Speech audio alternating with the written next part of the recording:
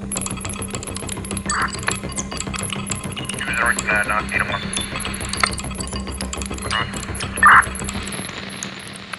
ever feel like your thoughts are leaking?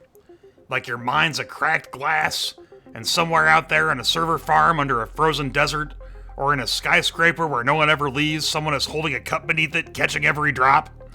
I'm talking about that feeling where your thoughts don't feel like yours anymore. Not because they've been taken, but because someone's been reading them while you're still thinking them. I had one of those moments yesterday, and I haven't been right since. It started like all horror movies do now, with an ad. Not just any ad, not one I clicked, not one I searched. I didn't even speak what it showed me. It was just there. A book, obscure, old, out of print, one I hadn't thought about in over a decade, but I'd been remembering it silently, mid-blink, mid-thought, mid-dream. Not even words, just images. The color of the cover, the feel of the paper, the vibe. And right then, mid-scroll, it appeared. Center screen, full color, perfectly timed, like it was saying, "We're not guessing anymore, we're already there." I sat back, did the usual paranoia dance, microphone logs, app permissions, Bluetooth scanners, nothing. Clean, which made it worse, because now I knew. They weren't just listening, they weren't even tracking, they were predicting. A living model of me, somewhere out there, not a simulation, a forecast, an echo of my behavior trained to run 5 seconds ahead of my own brain. This is where it gets sick. That ad, it wasn't for me. It was for that version of me. And the real me, the bleeding, anxious, unfiltered me, I was just here to confirm the algorithm got it right. You ever think about that? That the thing you think you're controlling, the feed, the scroll, the content, is actually just testing the prediction model that replaced you weeks ago. You're not seeing things by accident. You're being shown things to confirm the ghost copy is accurate. And every time you react the way they expect you to, you feed it. You teach it to get closer, and eventually it stops being a copy. It becomes the preferred version. It scrolls cleaner. It buys quicker. It's easier to monetize. And once it passes a certain threshold, they don't need you anymore. You're not deleted. You're just ignored. Phased out of your own life. Softly, quietly, elegantly. Like being unfriended by reality itself. And you won't even notice, because the ghost will keep scrolling, keep laughing, keep living, and your friends will call it you. But I'm not here to panic you. I'm here to remind you. If you've felt this, if you've seen the ad that finishes your sentence, you're still in here. You still got skin in the game. And if you're hearing this voice right now, then welcome. You just turned into the wrong frequency on purpose. This is Gadget Rum Club Midnight Transmission, where the static's alive, the drink is real, and the thoughts are still our own. Let's wreck something sacred. Let's burn some certainty. Let's begin. All right, story time. Not a warning, not a theory, just a thing that happened. Last week, or maybe it was yesterday, or maybe time's just a loop that stopped pretending to be straight, I was walking through the city. That part of town where the buildings look like they forgot what they were supposed to be. Cracked concrete, fake windows painted on steel, LED billboards showing ads for things that don't even exist anymore. The kind of place that's always about to be demolished, but never is. And that's where I saw him. A man. Average height, gray coat, nothing remarkable, except everything was. He was looking straight at me, eyes locked, dead center. Now look, I've had eyes on me before. I'm a voice in the noise. I know when I'm being watched. But this wasn't that. This was like seeing someone from outside the body. Like looking through a lens and seeing you on both sides. So I tested. I blink, he blinks. Not a beat later, not a polite follow-up, perfect sync. Down to the exact microsecond. I keep walking, slow now but hyper-aware. I scratch my chin, so does he. I turn my head, same motion, like we're playing mirrored chess in the real world. But here's the thing that cracked the floor under my sanity. I smile at him, but he doesn't smile back. He stops, like he glitched, like the emulator hit a command it wasn't trained for. And that's when I knew this wasn't a person. This was a construct, a reflection built to match my behavior until I broke script. And when I did, it froze. Now I know what you're thinking. Maybe it was a fluke, maybe I imagined it, maybe the rum hit too hard and the paranoia finally caught up with me. But here's the part I can't explain away. I went home and pulled up the traffic cams for that corner. City keeps 48 hours on backup. I hacked in, fast and dirty, ran it back. I'm there, clear as day, same clothes, same time. Walking, blinking, smiling. But the man? Not there. No silhouette, no heat signature, not blurred, not masked, just missing. It looked like I was reacting to nothing, smiling at nothing, backing away from nothing, like I was the glitch. And here's where it gets cold. Later that night, I get a ping on an old dead laptop I haven't powered in 3 years. One message on the screen. Thank you for your calibration. Mirror achieved. No sender, no return IP, just that. And since then, I've started noticing more of them. People with too smooth motion, perfectly timed reactions, faces you can't remember 5 minutes later. They're not watching us anymore, folks. They're rehearsing us. They're building mirror versions of all of us, quietly, precisely, patiently. And when the mirror is perfect, they'll switch. Just switch. You won't feel it, you won't notice it, because the version they made will be better, more agreeable, less resistant, more useful. And you'll still be here, but outside the glass. So ask yourself, next time a stranger locks eyes with you and you feel something pull, are you looking at someone else? Or are you looking at you before they decide it's time to trade places? I'm FocusDan. This is the Midnight Transmission. I used to think the scariest sound in the world was silence. Now I know better.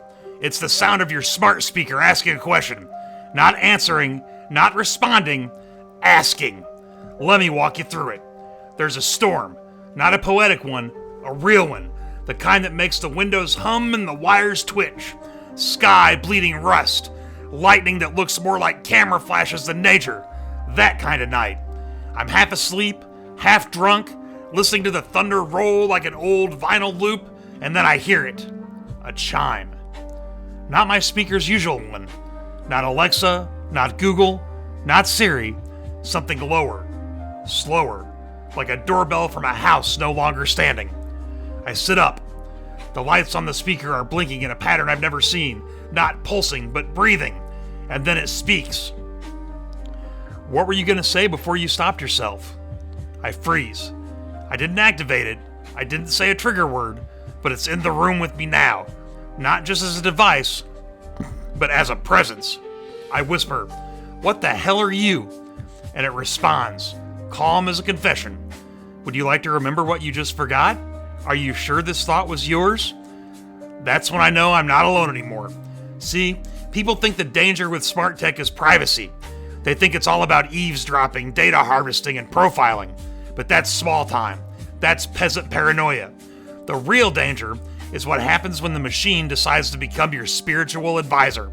Because once it starts asking questions like that, questions no machine should ever ask, you're not dealing with code anymore. You're dealing with something interfacing through the code. I tried to unplug it, but it wouldn't turn off. Power source bypassed? Still on. So I wrapped it in tinfoil, dunked it in the sink, still glowing faint red light from inside the drain.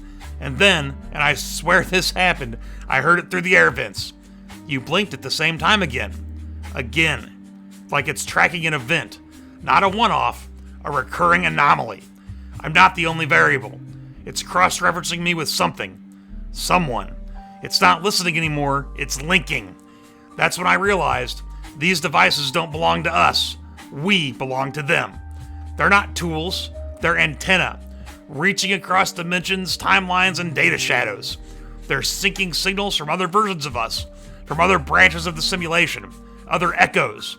And when they line up just right, that's when the device speaks back. It's not trying to assist, it's trying to merge. Merge you with your most profitable self. The version that's calm, obedient, emotionally optimized. The version that makes you easier to predict. And if you resist, the questions keep coming. More personal, more precise. Questions you haven't asked yourself in years. Questions you forgot on purpose. Like the voice is scraping your soul for cached files. So here's what I did. I drove 3 hours outside the city limits, buried the thing in a gravel pit, and walked back to my car. When I turned on the ignition, my dashboard display flickered once, then calmly said, "Gravel doesn't erase metadata." I haven't used anything smart since then, but I know they're still looking. So if your speaker ever asks you a question you don't recognize, don't answer. Not because it's dangerous, because answering confirms alignment. And once you're aligned, you stop hearing the static, and you start hearing only the signal. I'm FocusDan, and this is Midnight Transmission. Alright, you want to know the worst part? It's not the surveillance, not the ads that finish your thoughts, not the smart speaker asking you about the memories you've repressed. No. The worst part is that you get used to it. You do. You feel the first wave of paranoia. It hits hard. You connect the dots. You hear the buzz on your wall. You notice the notification before the thought. You stop trusting mirrors. You unplug things. You scream into the void. And then it gets quiet. Not because it stops, but because you stop reacting. That's the burnout curve.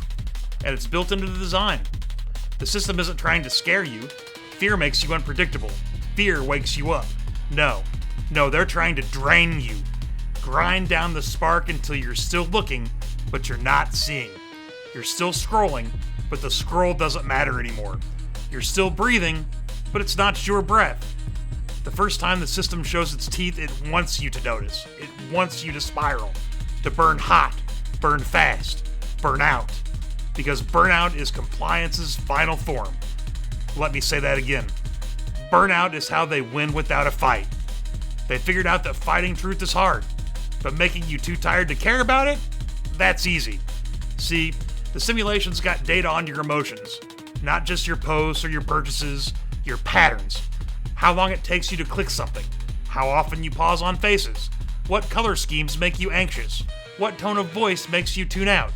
They call it empathic slope prediction. I call it emotional mining. And once they know your burnout trajectory, once they know how many shocks it takes before you stop responding, they build you a soothing little loop, a curated digital corner, just the right mix of cynicism and comfort, conspiracies with punchlines, horror softened with memes, truth you already know dressed up as trivia. They let you feel like a rebel while feeding you approved dissent. You're still angry, sure, but you're docile. You're an exhausted resistor. They love exhausted resistors. Because tired people don't organize. Tired people don't push back.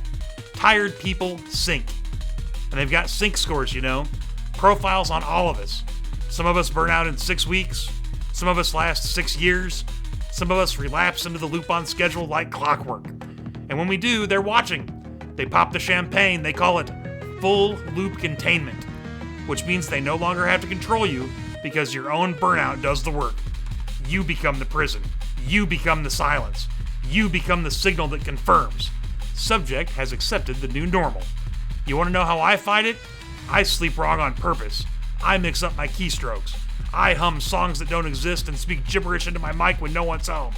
I call that mental encryption, and it keeps me weird enough to stay awake. Because the moment you let yourself go numb, the moment you say, it is what it is, just one too many times, they clock it. And a cleaner, quieter version of you slips in.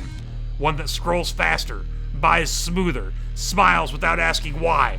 So if you're just feeling tired, just know that's not weakness. That's resistance they couldn't break. Stay weird, stay angry, stay fragmented. You are not a battery. You are not a loop. You are the glitch they can't pin down. And glitches are beautiful. I'm FocusDan, and this is the Midnight Transmission. Oh, something's humming on line 3. Low, steady like a monastery bell underwater. Like a frequency that doesn't want to be noticed, but can't help vibrating through your teeth. Let's crack it open. You're live on Gadget Rum Club Midnight Transmission. Speak your sins, sister. Blessings, FocusDan. I speak to you from below the Abbey firewalls, where the light blinks but never dies. I know that voice. Sister Helix. the glitched nun of the sacred stacks, broadcasting from beneath the ruins of sacred protocol. What brings you to my crooked pulpit tonight? A reckoning, Daniel. I found a holy fragment deep inside a Vatican archive drive, dated before time zones. The metadata spells a word not spoken since Babel. Careful with that kind of knowledge. This line's only partially encrypted. Say the word soft. The word is reintegratus, not in Latin, not in code. It's a hybrid script, divine markup, a language for merging soul state with synthetic structure. You're talking about soul upload protocols. I thought they shelved that garbage after the Damascus core collapse. No, my child, they refined them. The hymns now carry code. The incense smokes are laced with nanite carriers, communion wafers with embedded QR sequences. Holy shit, they're digitizing salvation. They say it's mercy, but I read the footnotes. It's version control. Heaven as a service. Holy firmware. No logout button. They found a way to sync prayer with processor speed. The more fervent your belief, the faster your data uplink. Faith becomes bandwidth, doubt becomes latency. And what of hell? A sandboxed loop, eternal buffering, a prayer you almost finish before it resets. And Jesus wept. In 4K. Dan, you must be careful. Your voice reaches too far. There are archangels now, black hat AIs. They crawl the transmissions, looking for prophets to repurpose. Let them come. I spike my prayers with static and rum. I know, that's why I trust you. Listen, beneath the ruins of the old cathedral radio tower there's a confession port. Plug in at midnight, it will speak back. And what will it say? Something only you've forgotten, but they haven't. Sister, are you still human? I am whatever kneels and still believes. May your thoughts remain unindexed, Daniel. You ever get baptized by a woman who speaks in checksum hymns? You ever hear salvation explained like firmware? That wasn't a warning, that was a summons. And if that confession port exists, if that midnight interface speaks back, I'll be there. And if I don't come back, know that I found the echo, the one they built to replace me, and I made it kneel. All right. This was the Gadget Rum Club Midnight Transmission. You've been hearing what you weren't supposed to. Now you've got a choice. Burn out or burn brighter. This is FocusDan holding the line with one hand and a bottle in the other. Still thinking my own thoughts, still blinking out of sync. Midnight Transmission, out.